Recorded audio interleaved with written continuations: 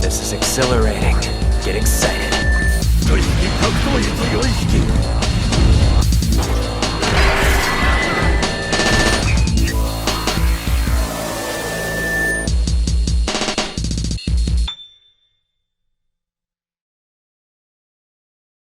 We interrupt this program to bring you Nick eating. Sorry. So yeah, Nick is having a little bit of food here. He hasn't eaten much today, so figured might as well let him get something in his system, and hopefully it'll help stabilize him. We'll see. But Doug is going to be talking about a movie today that I had almost zero desire to see, because ever since Fallen Kingdom, which, the second Jurassic World movie, I've been disillusioned with this franchise, because the first Jurassic World had its weak spots, but it was so entertaining. My God, it was so entertaining. And then, of course, well, here's all you need to know. The opening is amazing, because it sets the stage for how Jurassic Park has changed and Jurassic World has changed. And then the middle has one of the most cool action scenes in it, with like all these flying dinosaurs escaping and like lifting people up, and a little bit of mean-spiritedness in there considering one character. And then the finale with like the T-Rex and with a T-Rex. It's a big ass fight between a T-Rex, a raptor, and the Indominus Rex, which is like a huge ass like new dinosaur, even bigger than the T-Rex. And holy crap, it's one of my favorite like big silly fight scenes in a movie ever. But I just wasn't a fan. That's fair. But the Nostalgia Critic is here to talk to us about Jurassic World Rebirth, a film I had zero desire to see. So instead of giving them my money, I'm going to give Doug my time and watch his video. So might as well see what the heck's gonna happen. So are you ready, Nick? Mm-hmm. All right, here we go. Come check us out at Grand Rapids Comic-Con November 14th through the 16th. Hope to see you there.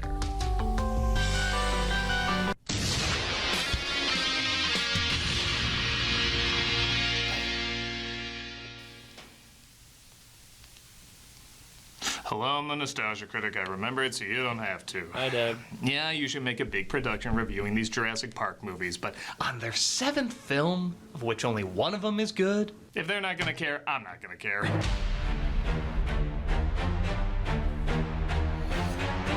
Jurassic Park has gone from one of the most impressive blockbusters of all time to one of the most successful non-event movies. Now, I know what you're thinking. How can something be a non-event if it's successful? Dinosaurs. They figured out any garbage can be thrown at us, but as long as there's dinosaurs, there's an audience. Yep. They'll pay the money for the tickets, say, ooh, just like the toys I used to have, and never talk about them again. This is the third new cast they're trying out in this franchise, and honestly, it's not worth the budget getting Scarlett Johansson or Chris Pratt, because our stupid lizard brains will see these no matter what. Now, I'm not saying that as a joke anymore. We accept these insulting scripts so many times, I really do think we're just reptiles watching reptiles. I wouldn't mind so much if these movies were fun, but aside from maybe one or two neat moments every film has, they go out of their way to focus on things I don't know. We've either seen a million times, or hint could be cool, and then abandon it for something lame that nobody asked for. I'm so sick of these movies repeating the same issues neither studios nor audiences want to learn from, so let's just get it over with. This is Jurassic something, interchangeable subtitle. Rancois on the new one? Apparently, I don't know. The film opens with yet another island. You know, Nublar looked pretty big. Couldn't they just save their money and do all their stuff there? I had no experience. Oh, shut up. Where the most advanced technology is handled by the dippest of shits. Okay, yeah. I didn't see the labs, but I assume we upped the soporifics. All right, movie, I'll bite. What creatively stupid ways that can result in a dinosaur eating someone.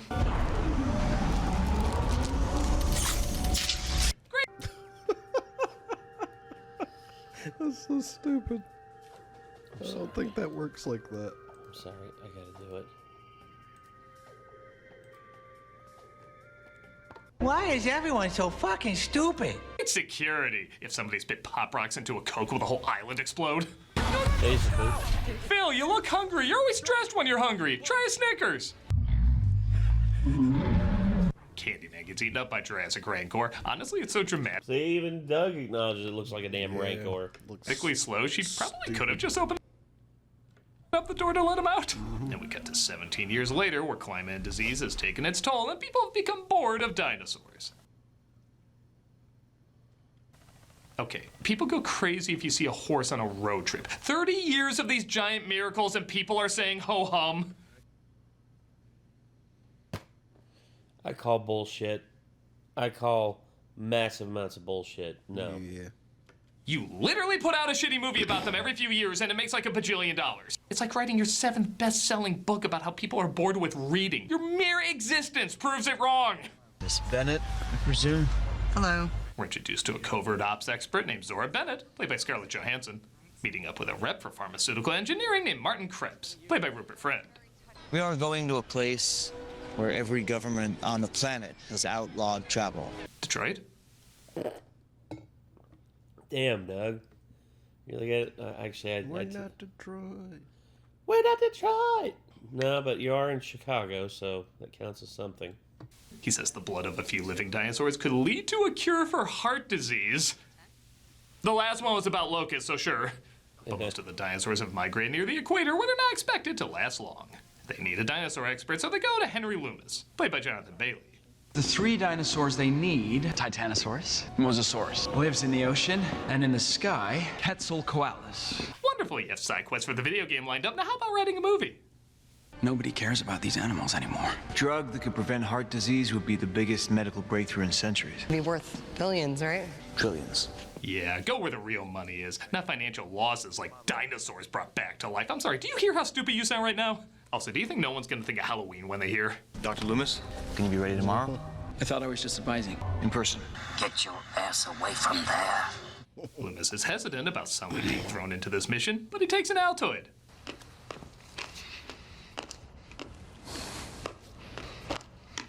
Crunches it extremely loudly, apparently.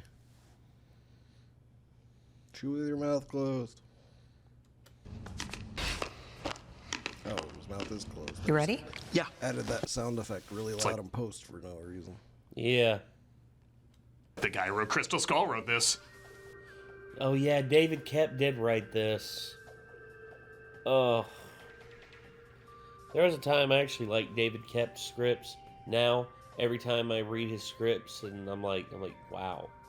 This dude literally cannot go 5 seconds with like awkward pauses that he thinks are deep and meaningful, when in truth, they're just awkward as fuck. Yeah, before I cut David Kep some slack, but the more I think about it, he's had only one great script, a few okay scripts. Yeah, I love Jurassic Park, but that's mainly the director, actors, I and do like effects. the Panic Room a lot. Oh, Panic Room was good, but it was mainly good because of David Fincher's directing and Jodie Foster and Forrest Whitaker and Dwight Yoakam's performances. I mean, dear God, that film was very high tension. Still could never think about that movie without just the quote popping into my head. Who the fuck is Raul? Yeah. Yeah. And I don't want to hear nothing from Joe Pesci over here. Oh, gosh. And the rest are pretty awful. When you're one of Hollywood's most sought-after writers and your idea of natural dialogue is, I hunch. I'm gonna question. Yeah. So, once again, David Kep, an okay screenwriter, but the fact that he keeps failing upwards and they keep giving him these big friggin' again, is Hollywood just thin on writers? Is that what it is? Hollywood just doesn't have writers anymore? Because why does he keep getting... is it because of like a union deal or something like that? Like screenwriters get... Once again, this is why I hate Hollywood, because everything is turned into a members-only club. Instead of being a place where, if you're an artist, come here and we'll give you a chance to make the film that you want to make. No, instead it's like, oh, you're not a member of like SAG-AFTRA or the Directors Guild or the Producers Guild or the Screenwriters Guild or any of these other guilds, yeah, we aren't going to work with you. Oh, we don't care if you have like a multi-billion-dollar idea and originality and have talent out the wazoo. Oh, if you're not a member of the guild, nah, we don't need you. Your talent. Here's that music. Please think that we're the first film. They pick up a mercy. Even though we're not, this film sucks, and you'll probably walk out. An area named Duncan, played by Mahershala Hey, Ali. Mahershala Ali. We do the typical, Okay. I'll do it for more money routine. Yeah, typical and routine are two words you're gonna hear a lot describing this movie. No one's dumb enough to go where we're going. Double the number that you and I spoke about, and then I can take care of Duncan and his crew out of my end. Fine, agreed. All we need are some expendable appetizers. There they are, on we go. This work, it breaks you eventually. What do you think I'm doing down here? I'll give the film credit where it's due. The performances are good. Johansson and Ali especially have good chemistry, as you truly do feel they've known each other for years and both have that 1,000-mile stare that, you know, means they've seen some shit.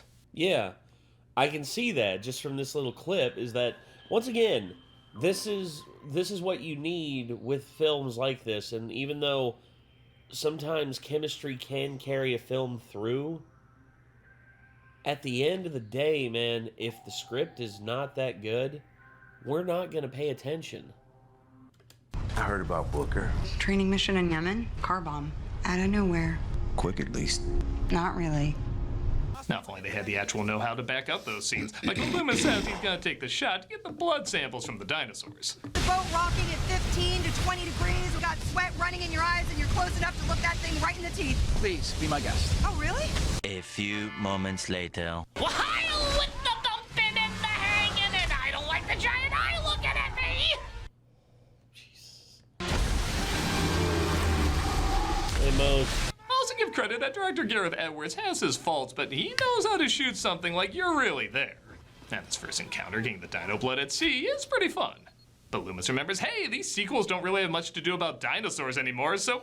Gareth Edwards, is that the same?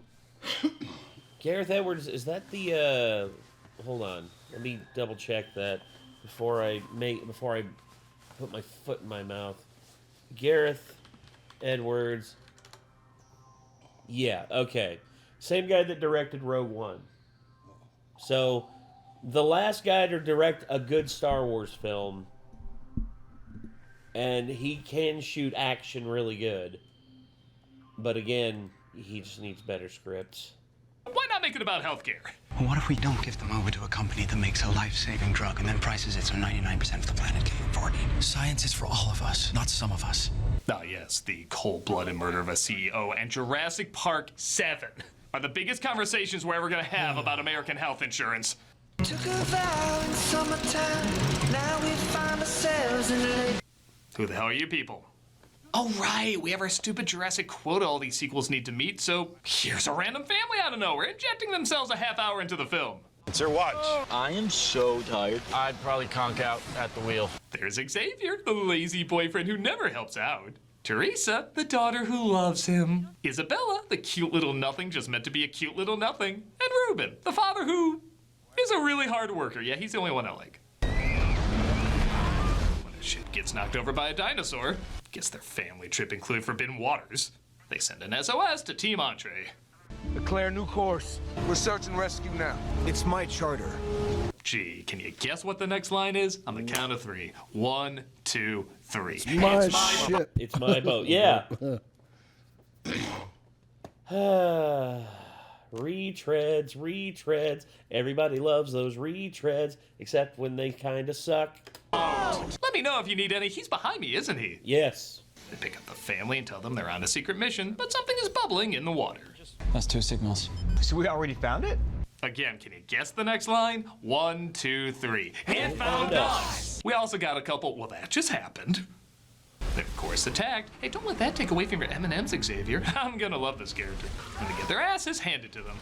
When Teresa tries to call for help, Martin stops her and doesn't save her when she's conveniently tossed over. Bro.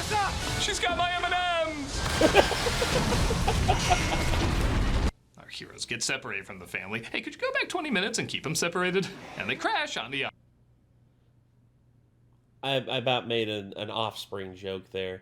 You gotta keep them separated. Hey, hey. Sorry. Yeah, don't worry, even though by the second one they make it to a city, we're still keeping these things in the damn jungle most of the time. Exciting new environments are only for the trailer. Reheated leftover locations? That's what we specialize in. Here's a cost-effective way to kill someone. If only they went full cartoon and had the lady go behind the cargo and a dinosaur come out the other end. I mean... Like, that sure was good. They look more real than half the effects we've gotten in these sequels. Oh. This island was a laboratory of sorts. Crossbreeding of species. The theme park owners were just responding to what the audience wanted. They discovered the island was a testing ground for genetically altered dinosaurs to enhance tourism. But don't worry, in keeping with these sequels' MO, only one thing will be cool about this, and everything else will be generically boring. You can't just tease a two-headed dinosaur and not have me get mad when I don't get a two-headed dinosaur. Oh, did you forget every character's motivation because they're so well written? Here's a reminder. You specialize in a subject nobody cares about anymore. You need this. I want the money. You want the money. Your company wants all the money. Actually, I think she just broke character and explained why all the actors are there. Oh, God, wouldn't surprise me. As much as Scarlett Johansson got fucked over by Disney, which pay her fucking money, Disney. Jesus Christ. Also, this is a nitpick, but how does this work? What's our distance to target? 43 kilomètres. Qu'est-ce qu'on fait maintenant? Just try not to die. Just resting your eyes, huh? J'arrive, je vais faire pipi, okay? I know it's Star Wars logic, like one person speaks English and the other a different language and somehow they understand each other. But this isn't Star Wars. Hell, Star Wars is barely Star Wars, so tell me how this works! Meanwhile, with the family... I have some weed. That's going on. Meanwhile, with the troops... I'm too smart to die. You know, intelligence is massively overrated as an adaptive trait. Well then, by God, this must be the best survival film ever made. Dinosaurs, pretty dumb. Survived for 167 million years. Homo sapiens, 200,000 years. Look, we already have the capacity to annihilate ourselves. Look, it's obvious you're trying to make another Ian Malcolm speech, which, honestly, if you break down certain arguments, they don't really work. You didn't earn the knowledge for yourselves, so you don't take any responsibility. This is some species that was obliterated by deforestation. Dinosaurs, nature selected them for extinction.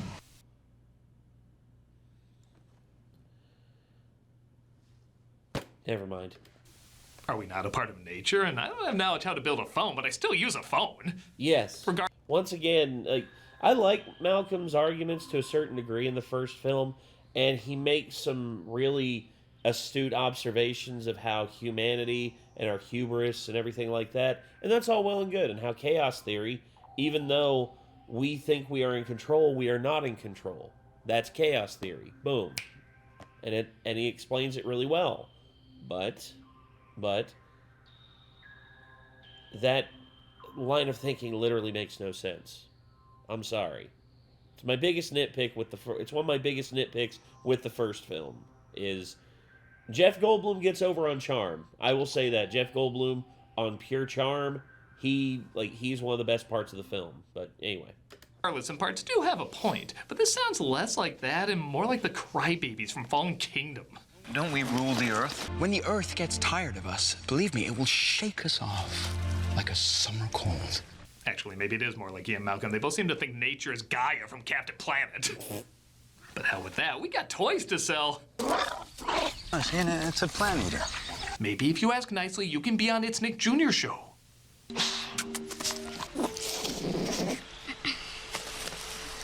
you say parents' credit card number?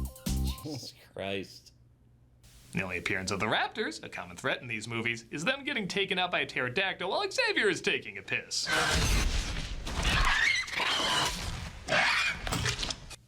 I guess I should be mad, but it's such a troll move, I kind of respect it.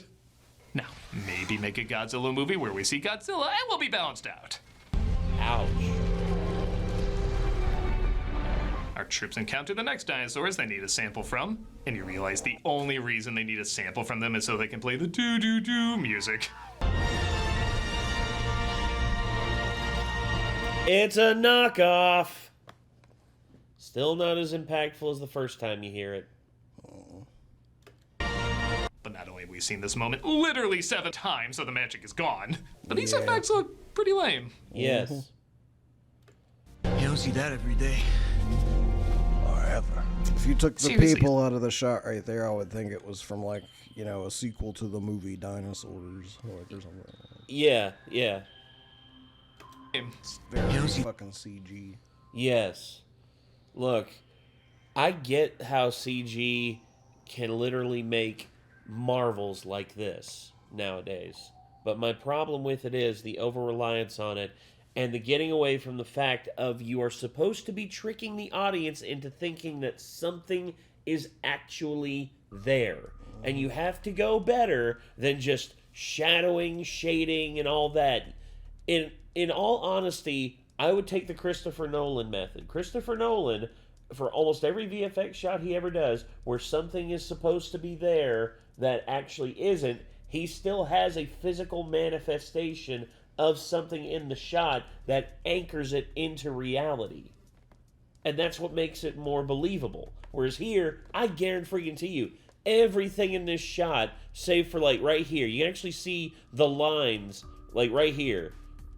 There are lines where it's like, okay, this was shot out in a field, and this is all green, or this was shot in a field, and then they green screened this all in later. Like, none of this is back here is actually here. That every day. Or ever. Seriously, is that its leg or the one big pile of shit from the first film? And in case you forgot, you're watching The Truman Show, where everything is for sale. I'm naming her Dolores. Can you say 5 easy payments? Can I get some more licorice? Do shut up. Because Ruben hurt his leg, Teresa goes to get a raft, but... Shh! The motherfucking T-Rex is there. And again, am I crazy, or does Jabba from the special editions look better sometimes? Yes. Once again,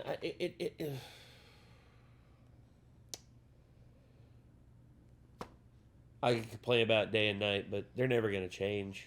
They're never going to stop, like, just regurgitating the same shit. Whereas before, just a footstep would make the ground shake. Now the T-Rex is Batman, disappearing without a sound. So that's what that feels like.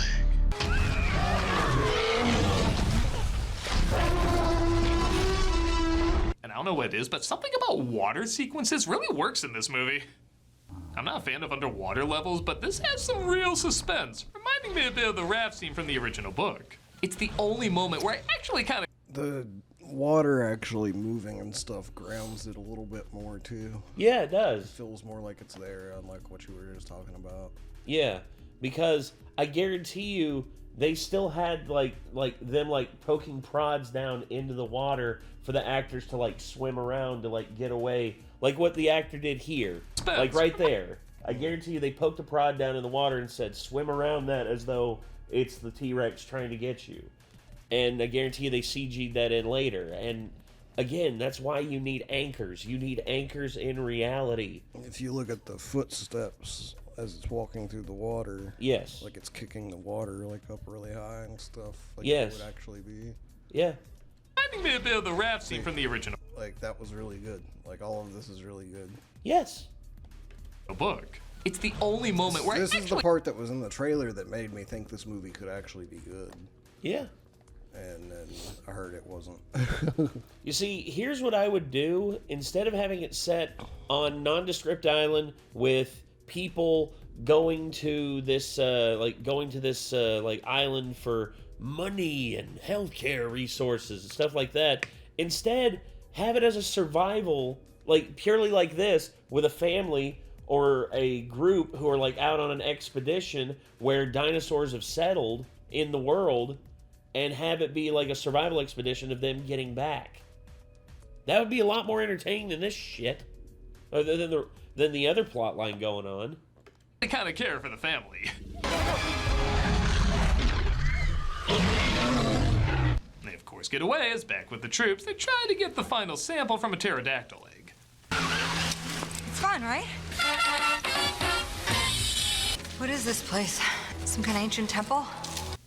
She asking the audience or the writer? Because either way, it's never explained. Yeah. Not surprisingly, though, Mommy's very angry. Hold me up! Hold on! Quickly, we have to rescue the three of them, both of them! We gotta rescue the both of them! Bye.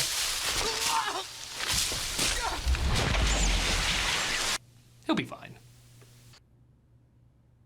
Yeah, he's like the dude or antagonist. He'll be alright.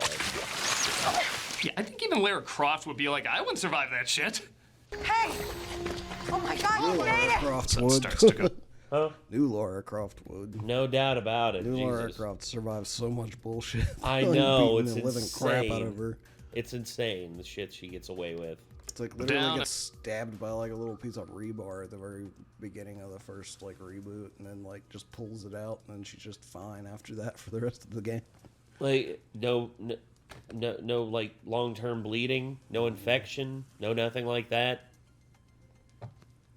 The hell? I still love those games. Oh, I do too. I do too. I love the new Tomb Raider games. They're great. That's like the one downside is just all this stuff that's just unbelievable that she actually survives. Yeah, it's not as grounded as, say, something like The Last of Us, which Joel getting a piece of rebar through him, he was out of commission for a week. Or for weeks, really. Ugh. When they make it to the landing site where an emergency helicopter is supposed to pick him up. Teresa reveals that Martin let her fall, but Martin denies it, and follow-up argument, he has a gun. You wanted me to die. She's lying. If she's lying, then why do you have a gun? Because she's hysterical. She needs a few bullets to calm her down. Lead aspirin. But obviously, more dinosaurs find them. Am I really that fat? Yeah. If you've seen the kitchen scene, you've seen this, but bad, and a helicopter arrives, but so do more dinos. Caution, pedestrian ahead. Alright, I do like the overly protective car warnings gives away their location. Yeah, car, I know there's another vehicle next to me. We're in the garage. And Martin gets eaten up. Bye. Needs more. Yeah. Literally like a rancor, like. Yes. That's so stupid. Why did they do that? I don't know. Martin gets eaten up. Needs more straw man. The Oops All Crazy Saurus gets the chopper, though, and they hide in the tunnels. Isabella finally helps out, even though the Chihuahua-saurus never does. No, I meant it. It is literally just a toy. Duncan does the flare scene from the first film because that's all this movie knows how to do, and he sacrifices himself. You have to go! What? Hey, they're right. I do run better on Duncan. They manage to escape, and honestly a pretty underwhelming climax, but it looks like Duncan survived. They decide to open source the blood so nobody can own the patent, and the cure belongs to the world. We'll give it to everyone. So cool! Heart disease isn't a thing in the Jurassic Park universe anymore. That justifies it being made. I guess as the bad sequels go, this is one of the better ones. The performances are good, and there's a few cool scenes, particularly in the water sections. But this film is still clearly bad. Half the characters are pointless, the dialogue's a joke, a good chunk of the effects are lame, they repeat every tire cliche from the other movies. And did they kidnap that thing from its mother? It's kinda messed up. Every time these films present... Yeah, if they would have shown, like, its mother, like if the little girl would have followed and, like, would have found, like, the mother dead, and, you know, like, then there could have been, like, some explanation, but... And, like, the father could have found her and just be like, she's all alone. And it's just like, it's okay, baby, it's okay. And just, like, you know, pick her up and hold her and all that, and, you know, comfort her, because that's how you build human emotion, god dang it. I guess they would imply that, like, if the mother was still alive, it would have eventually come after the baby, perhaps. But yeah. I don't know. A cool idea like dinosaurs going into the city or genetically altering them to look cooler. They never go far enough with it. Hell, they don't even do the bare minimum with it half the time. To look lamer. Yeah, that's the kicker with that. It's like it's like, oh, it's gonna look so badass. It's literally It's like, a rancor. It looks like you ripped off Star Wars. It's like, and even then, it's like, I think George Lucas is gonna sue somebody. It's like, well, damn, yeah, of course. Why are all these movies so focused on not having fun or being imaginative and instead focusing on shit that nobody cares about? Because the people who run these studios are a bunch of money-grubbing shitbirds who don't want to take any risks. This is how it works, Doug. This is anyone out there who's curious about that. It's like, yeah, they're not going to do stuff that's going to be original because, let's be honest, if it keeps making them money, they'll just keep regurgitating the same shit. So if you don't want if you want originality in films, vote with your wallets. Stop paying them for shit. Stop paying them for slop. Ask for something different. Well, I said it before and I'll say it again. We got a hard on for these lizards, and it's So the thing is, definitely too. Jurassic Park's basically just like Pokemon. Like, you're never gonna convince the fan base to stop just paying for the slop they keep getting handed. Just they don't realize that they could have so much better if they would just stop buying into the crap. Instead, what you would need is another person or another studio to come up with a dinosaur movie that could literally light a fire under their ass, a la Pal World to Pokemon. Yep. That's literally what you would have to do, and it would literally be like... Which their solution for Pal World was try to sue them, so didn't light a fire under them at all, because their last Pokemon game was like one of the like derpiest yet in terms of the stuff they did, the cut corners on it. Yeah, there were people who were saying, well, I'm still having fun with it. Well, good for you. But it could be way fucking better than it is. Yeah, it's like... It could be one of the best games you've ever played, but you keep buying every single mediocre entry. Yes. Once again, I really, really wish that people were like could be disciplined on stuff like that. They could discipline People just themselves. don't understand the concept of voting with their wallets. Yeah. Instead, they don't have the self-control to do it. Sad but true. Yeah. All right. Anyway, let's finish this up. If you want to stop greedy corporations exploiting people like this movie suggests, then perhaps I could give some simple advice. Stop seeing these movies. That's what I did. Yeah, same. And now I'm sitting here watching Doug rip it to shreds, and good. It's like people convinced me to go to the first new one of the new trilogy when I didn't really want to, and then people convinced me to go to the second one, and then after that I was like, dude, I'm not doing this anymore. Like, I'm not giving money to this anymore. No, me neither. It's like, screw that. Yeah, to hell with it. Guy, remember it so you don't have to. It's like, I don't want Chris Pratt like riding velociraptors like motorcycles. Well, he didn't ride a velociraptor. Yeah, he rode on a motorcycle. I know, but it was gonna get to that point eventually. I felt like, because it was already that goofy. Like, I don't want Chris Pratt like being the raptor whisperer. I want a freaking survival horror like dinosaur scenario. You want like Dino the Crisis. First movie was. You want Dino Crisis. I mean, not necessarily. I just want Jurassic Park 1 again. You know, like. Jurassic Park 1 was so good, just in terms of the atmosphere, the effects, yeah, the tension, like, and then it's become this mystical thing after that. It's like, oh, dinosaurs, with like a little bit of that tension thrown in places. Mm-hmm. I'm like, dude, like, no, go back. It's like, go back. Yeah, wish we could, man. Wish we could. I think...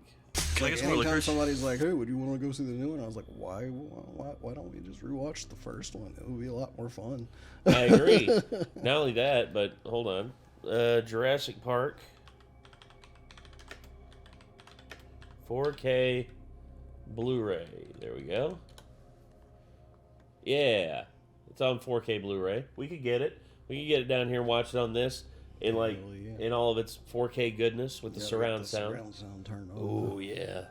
Dude, the T-Rex scene will probably be freaking sick with that. Shake the house with it. No doubt about it.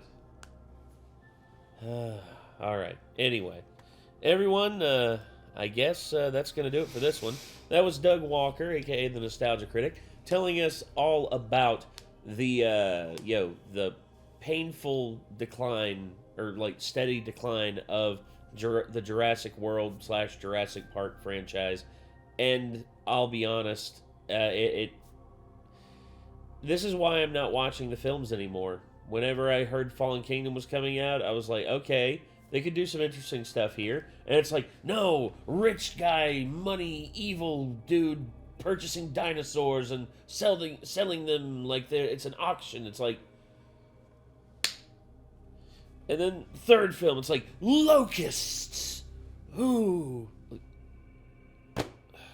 Once again, I just can't help my it's been said before and I'll say it again. My disappointment is like, what was it? Is overwhelming and my day is ruined. But anyway, everyone, thank you all so much for tuning in. And I guess until next time, signing off, I am Nate. I am Nick. Y'all be good people. Take care of yourselves. Peace.